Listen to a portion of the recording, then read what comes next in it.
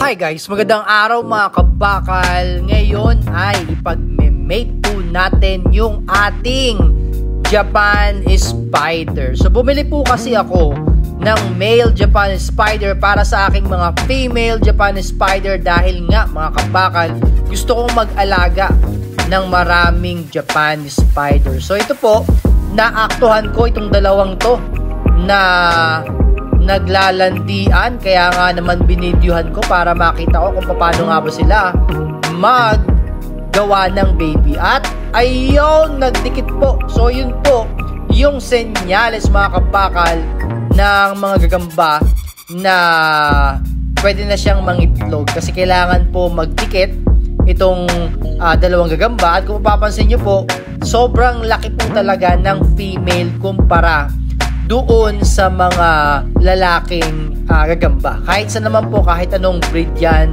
mapa Jensen, mapa Salmon, mapa Margus, Masbate, at lalo na po dito sa mga giant spiders, lagi pong mas malaki yung mga female kumpara sa mga male. At yan po, kailangan po kasi magdikit sila. Pwede pong mabilis at pwede rin naman pong mabagal yung pagdikit. Pero kung papansin nyo po, lagi silang nagdidikit. So yun po yung senyales. Ito po ay naka-forward, fast forward.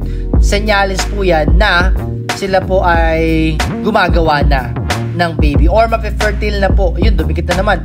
Mape-fertile na po yung ating female spider mga kabakal. So yan mga kabakal yung ating female at saka male, at pakita nila kung paano bumaba fertile. At yan, ang ginawa ko po dito ay hinayaan ko lang po sila dyan, at akala ko po baka kainin ng female Japan Spider ko tong male, pero hindi naman, kasi meron po tayong mga ginawang technique na malupitan para makaiwas po na kainin ng female yung male. At ang isang technique po doon na pwede nyong gawin kung sakaling magbi-breed po kayo or kung sakaling ipag-mate nyo po itong inyong mga spiders, kahit ano pong mga spiders, mapamalaki man yan or malaki man yan or maliit, katulad ng mga Salmon, Masbate, Jensen, or ito pong mga Japan. Ang technique po dyan na pwede nyong gawin ay make sure po na yung male ninyo na gagamba ay mayroong sariling kulungan. So ibig sabihin po, yung kulungan ng male na gagamba ninyo ay doon nyo po ilalagay yung female. Kasi ang nakikita ko po sa ibang mga nagme-mate or nagbi-breed ng mga gagamba na first time po magbi-breed, ang ginagawa po nila, nilalagay nila yung male sa mismong pahamugan or bahay ng female. Kaya ang nangyayari po ay mataas yung chance na kakainin ng female yung male dahil teritoryo niya po yung pinaglagyan ng male. Hindi po katulad kapag ang nilagay ninyo sa bahay ng male ay yung female, ay iba po yung dating. Kasi ang nangyari po nun, pumasok po yung female sa teritoryo ng male, kaya mas makakagalaw po ng maayos yung male, mas makakaiwas kung sakaling kakainin siya ng female kasi teritoryo niya po yun.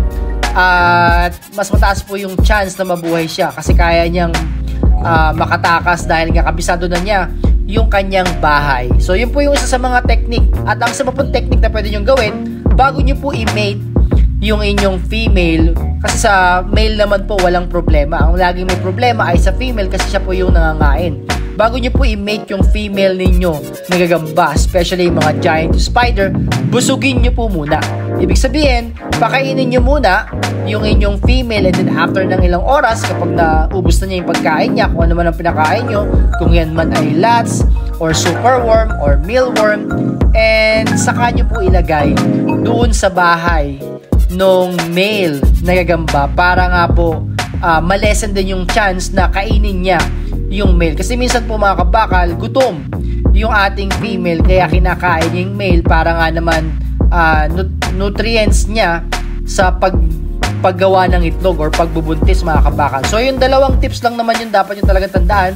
Kailangan po yung female na gagamba ang ilalagay ninyo sa bahay ng male na gagamba. At the same time, kailangan po busugin ninyo yung inyong female na gagamba muna bago nyo dalhin doon sa kulungan ng male para po mataas yung chance. Mga 90% po na successful na mabubuhay po yung male ninyo kasi maiksi lang po ang buhay ng mga male spider. Usually ay 2 months lang ang buhay ng mga yan, tapos kusa na po silang mamamatay dahil nga po after nun hindi na sila kakain. So parang after nilang mag-matured, wala silang gagawin kung hindi mag-mate lang ng 2 months, and then after nun ay mamamatay na po sila dahil hindi na po sila kakain, wala na po silang ganang kumain. Literal na yun lang talaga yung kanilang lifespan. So sana po yung nakatulong sa inyo ang aking video at gusto yung mag-order ng mga gagamba, especially mga malalaki tulad ng Japan at Aussie,